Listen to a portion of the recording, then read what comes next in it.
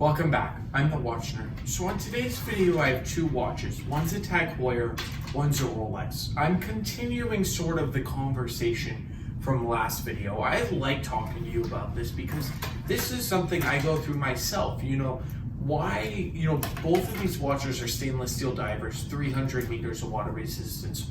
One has a better accuracy time, it lasts longer, the service history, you don't need as much, and it's very cheap to repair. But do you know which one I prefer? I listed maybe 4 or 5 things about a watch that are better than the other watch. But I prefer the one that keeps less accurate time, that has a more expensive history, that doesn't just, need a replacement every 2 years of a cheap battery. I like the Submariner. So why do I like the Submariner over the Aquaracer? Well, this whole video is what it's about, and what really, it's not just the brand name, because TAG, of course, makes automatic pieces. Well, I shouldn't say makes, they take them off the shelf and drop them in the movement. And Rolex, of course, primarily makes automatic movements. They have made quartz, we've gone over it. Actually, my last video had quartz, and I've reviewed a quartz day date. But they're more prevalent in the automatic game, and they're in-house too, so we have to recognize that. But before I get too much in depth, because I really do want to talk about this subject with you, especially if you're looking in the process of buying a watch, what you should actually be looking for, because there is a bit of things you should be looking for. Now I want to remind you about the Chanel chain. So the Chanel chain giveaway is for you. It's once we reach 1,000 subscribers. I know it sounds far away, but only 0.7% of you out there are subscribed. 0.7, that's less than 1% of you viewers throughout my channel are subscribed. That's what YouTube tells me. So if we just hit that number 1,000 and Diamonds and Beyond USA gets 1,000 followers, I can give this chain out for free. Just follow the 4 steps in the description. You also have to email me so I get you in and I can put you on the list. It will be drawn automatically, and one of you, it doesn't matter where you are in the world, it will be shipped worldwide. We'll get this chain as long as we reach 1,000 subscribers and Diamonds and Beyond USA gets 1,000 followers. So without further ado, let's flip it around and get a closer look at these two pieces. So first, turning ourselves around. Now, there's a few things I want to talk about. This can't be technically a direct comparison because this is the quartz version, as I said, and this is the automatic version. But I purposely wanted to have the quartz version with the Rolex Submariner automatic because the quartz has a lot of benefits, and we're going to talk about that right now.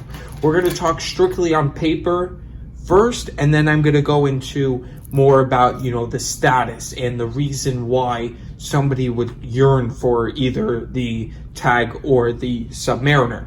So first, let's head to the TAG. The TAG is 100% more reliable, more accurate, and functions better than the Submariner right there. So this is technically a better overall watch paper-wise. Now, material-wise, not so much, and we'll get into that. But first, I want to do all the things this has. Now, this has a quartz movement, which means it's extremely accurate. You could buy a quartz movement for $10 also, too. That's better than the Submariner. But this is, a step above the $10 range. You are getting the oyster-styled bracelet. This is not the oyster bracelet yet, but it is oyster-style.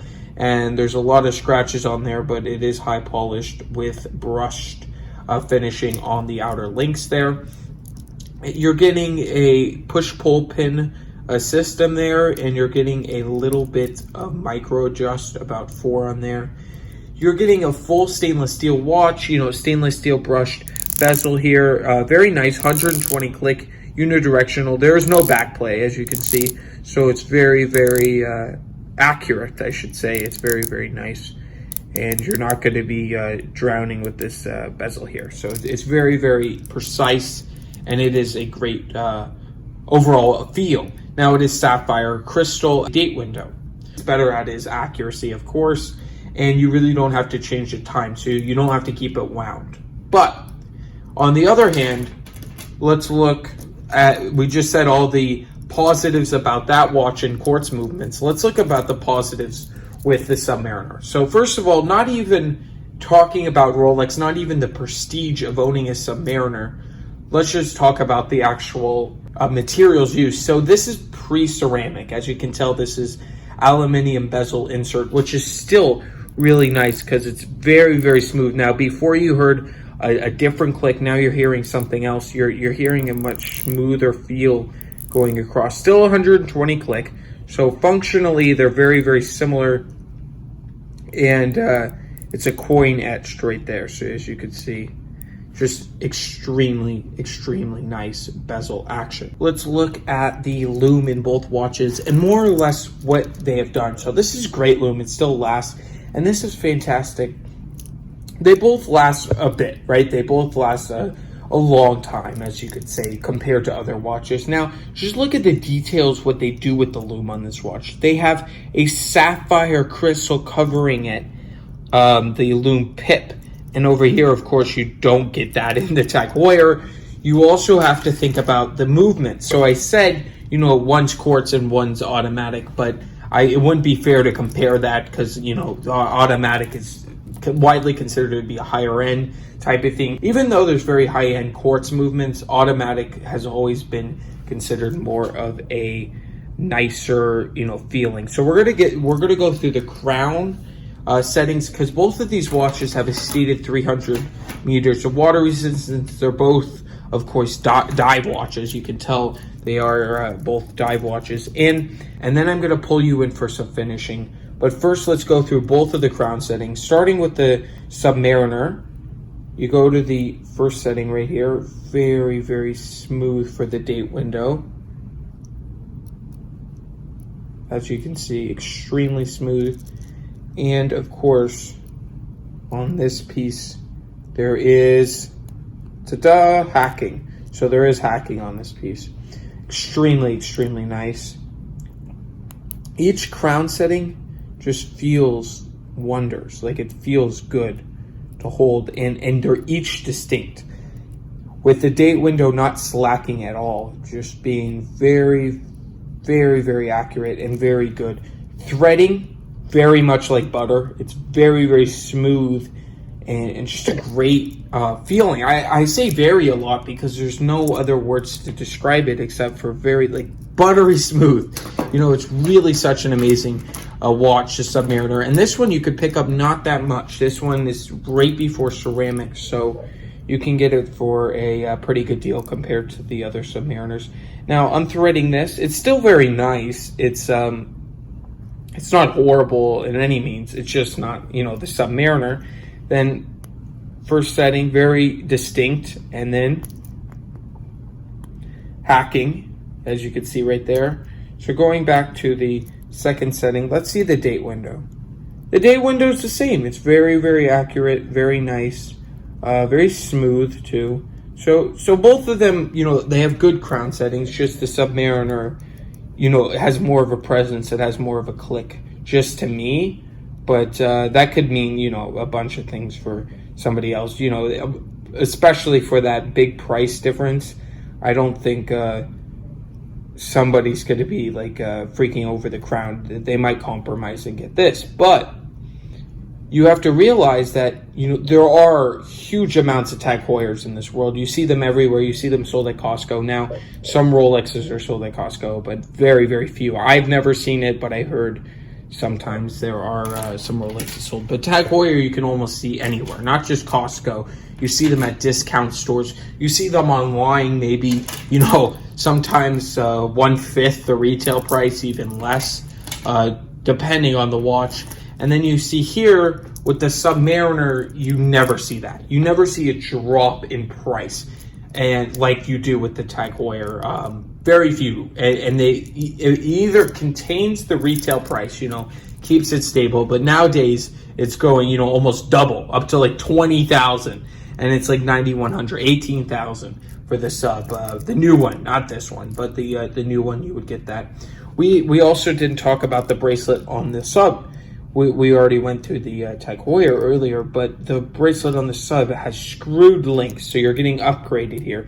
And this is not even the newest bracelet. This is just one of the older ones. Now, you could see that there is 4 micro adjusts plus the diver thing there. and it's still a press clasp as the TAG is, but it's very nice with the screwed links there. It feels more of a presence in the hands, maybe because of the 904 steel, maybe just because the head is a bit heavier. It's automatic, you know, you have all those parts in there. The dial, of course, is Swiss chronometer certified. This is 4 lines. This is Submariner, 1,000 feet, 300 meters, and it says Swiss chronometer certified on that dial. So now it is 4 lines. Now, looking back at the TAG, I'm going to bring you up closer to in a few seconds, but there's only 2 lines. This is actually looks a bit cleaner than the 4 lines, not the whole dial, because this is probably the most iconic diver. As everybody's told you, this is king. But you want to know, what you really want to know in this video, is it worth bailing out that huge amount more for the sub over the TAG Heuer? And my answer is 100%. And I'll tell you why. You could buy this sub, enjoy it every day for, I don't know, 2, 3, even 4 years, and come back at least break even and make money. You could take the TAG Heuer from retail. This is 2001. This is 2001 Aquaracer. You could take it from retail, wear it, enjoy it for 2 years, come back, you pay $1,500, maybe you could sell to somebody online $500 if they're willing to pay, but not all the time. Not all the time that happens. So you're looking at both of these watches, very similar in spec. Very, you know, actually the TAG even beats the Submariner in a lot of ways. But stylistically, you know, importance in the actual watch. Now, they're both sapphire, but of course this has the Cyclops that is completely iconic, an amazing piece of, you know, the history with the Cyclops. They added that in a long time ago, and the TAG is missing that. So I'm going to pull you in. We're going to look at the finishing up for a closer look here. Now, I'm looking at this watch, holding this watch, showing you the finishing. Now, it's not horrible by any means, but as you're looking at it, as we're going through, you can see where they might have made a few mess ups. You can see, you know, the date window not being as crisp and prevalent as ever, as you'll see on the other. So it doesn't look bad by any means. If you look at the Swiss made, it actually looks very printed very, very nice actually. So Rolex, it looks wonders ahead of the TAG Heuer, but not that much, but it looks wonders. Now look at that same handset. To me, it's a lot more crisp. I don't know about to you, but it seems a lot more crisp. Now the hands actually aren't in-house. Something like that a lot of places don't do, but because it's a hard thing to make in-house, but everything else is pretty much in-house. It's 18 karat gold, the hands and indices on the, look at that date window though, very, very crisp, unbelievable here, which you get the Swiss made. To me, it's even more crisp, but it is similar. I'm not gonna lie. You know, looking at the both dials, it is very, very similar. Just to me, the Submariner and what it represents just means a lot more from a historical standpoint. But if you compare it one last time to the TAG Heuer, you know, it just, to me, maybe it's just the you know, I don't think it's a brand name. I just think, you know, the bracelet on the TAG is really falling apart, and the Submariner is very well put together. Now, of course, it's screwed links. It's a lot more, but just the quality alone, I feel like, is more on the Rolex. But is it thousands upon thousands more? To me, yes, just because this won't be worth as much when you sell it. It's just a fact, and the Rolex actually has a chance to appreciate. So I'd love to hear your opinions in this video. Do you think the Rolex Submariner is worth that extra money? Because this video is all about that. I want to know your actual opinions here. So I'm just going to put these in the middle right next to each other.